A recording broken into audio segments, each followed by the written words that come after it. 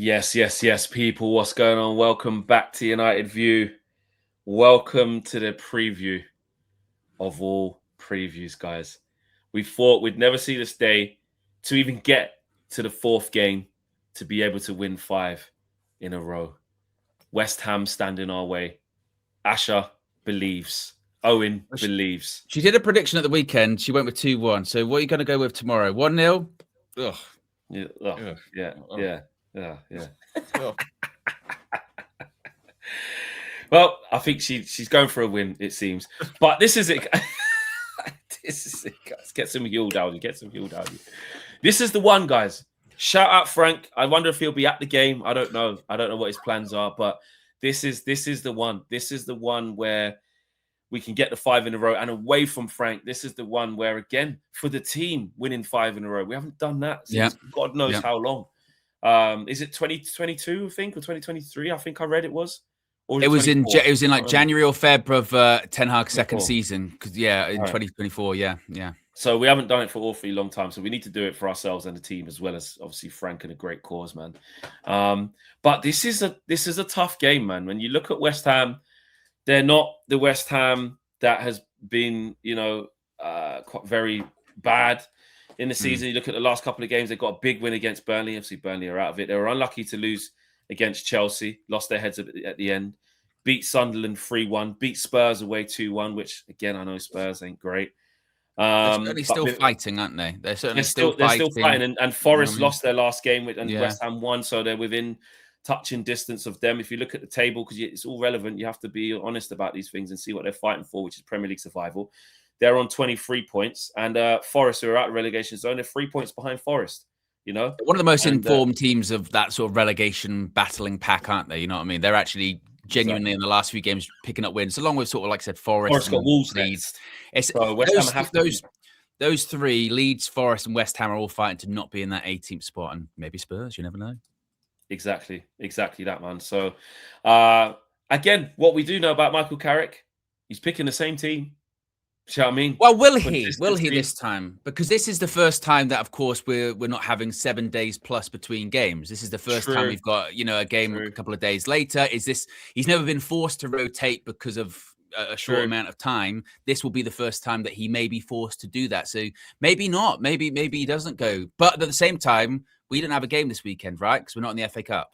Exactly. So there's a long gap between our next game after this. So maybe you take that risk and go, wow, if we were playing the FA Cup, I would rotate, but we're not. So I'm just going to go full strength again because they're going to have the weekend off. Maybe that is the direction that he goes in. I can kind of see that. So that would mean what? Lomans back full once again, Dallo, Maguire, which they might be a bit careful with. He is still coming back from injury, I suppose. He's playing so well away at West Ham as well. They're not going to put Euro into that or whatever. He's not. Leach again playing very well. Left back short. He hasn't missed a Premier League game this season. Which is a crazy sentence. Cobby and Cass, because they're doing unbelievable at the moment. Yeah. Then the front 4, I think again will probably be the same. I think the same. There's no need to change it. Off the left, Bruno in the 10, Ahmad on the right, and Mbumo through the middle. Because we've already proven that the Mbumo through the middle isn't a counter-attacking thing. You can do that, but you don't have to do that. You know what I mean? And it's quite fluid as well. We started again. I don't know if you saw it against Cunha. Again, it was Cunha through the middle and Mbumo was on the left. So I think he's not afraid. We're not in a position where we need to look at things as rigidly anymore and be like, that's his position, that's where he's going to stay. They will drift. Bruno ended the game on the left. You know what I mean? When Sesko came on. So, and maybe that's why he is a bit reluctant with Šeško, because he just maybe thinks, well, he is a bona fide striker, isn't he? And you're maybe not going to get that amount of rotation that you can get with Mbumo, who can be a 10, who can be a left winger, can be a right winger. And they do like that kind of rotation. So I think you're probably right. I think probably the team's the same. We at the time of recording, we don't have Carrick's comments, so there was a bit of concern, wasn't there? I saw Mbumo was limping out of Old Trafford. He was, and actually that's true. Actually, it's only a few days ago. I saw Sully tweet that he seems to be fine, but even if it is a slight knock, a couple of days later, you never know. You never know. Train too much in that time. Yeah, but look, it's just about continuing on, isn't it? I mean, obviously there'll be so much talk about Frank and his haircut, and hopefully he gets that, and United can participate in it, and it just adds to the. Obviously, there's been so much criticism of Frank and all that kind of stuff. Oh, he's a social media clout and he's this, that, and the other. Well, he's a plant and all this crap. Yeah, he's just a guy. It's just a guy from Spain. You know what I mean? Didn't want to cut his hair for him. Yeah, exactly. But what it does do, if we get the win, is it adds yet more optimism and more of this just good feeling. Look at this. We're winning 5 games in a row, most informed team in the Premier League. Frank's got a haircut, and think of like the social media, you know, positivity that will spin out of that. Like, oh, look at these guys participating. Oh, this is great. This is great. And you just need to continue that good feeling. Is that vibes? Maybe it is. Maybe we're just going with vibes between now and the end of the season, but it's better than losing. You know, it's better than being worried about when your next win's going to come from. In fact, because of Liverpool losing against City, now they're starting to get this feeling, isn't it, of bloody hell, we're starting to separate here. We're starting to separate and really solidify and nail down this Champions League position. And when you're facing the teams in the relegation zone, yes, it is a different kettle of fish in sort of Feb, March, and April, because suddenly those lower teams start winning games miraculously. But yeah, we've got to look at this as an opportunity to,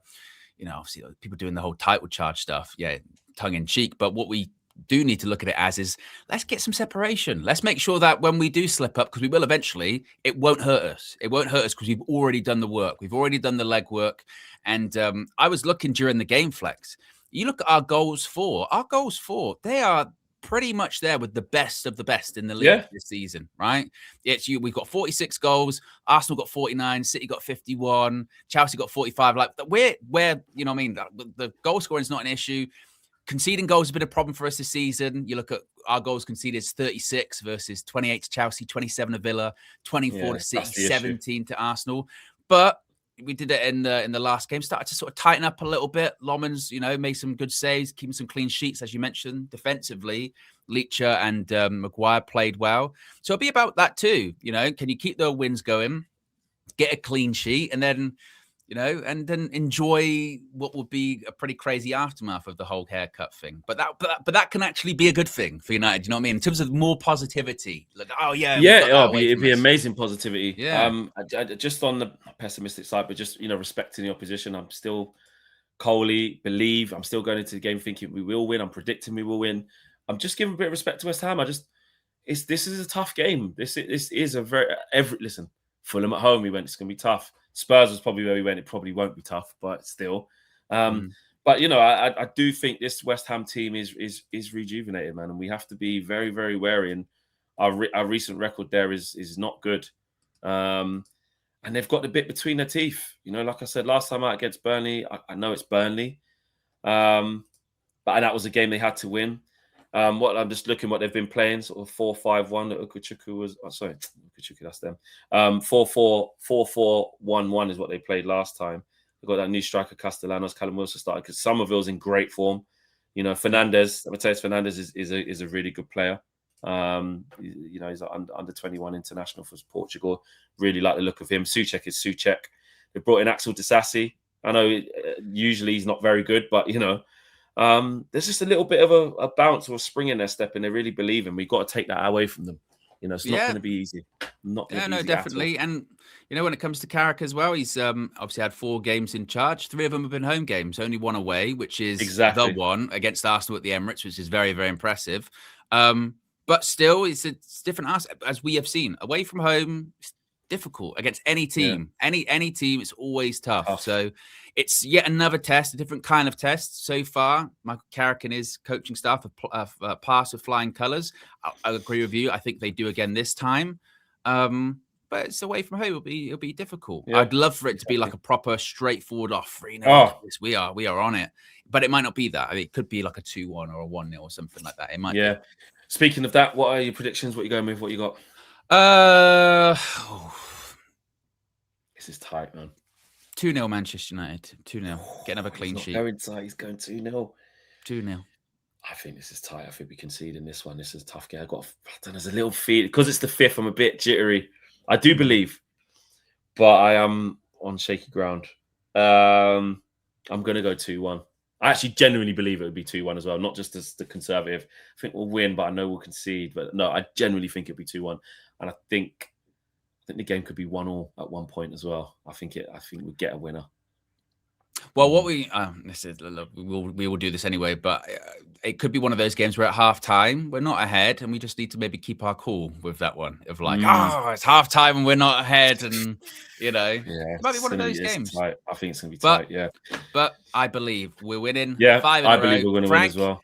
Get ready, mate. Get ready. Booker T settings. That's what it needs to be. Yeah, 100%. Guys, let us know your predictions as well, and do you think the team should be the same?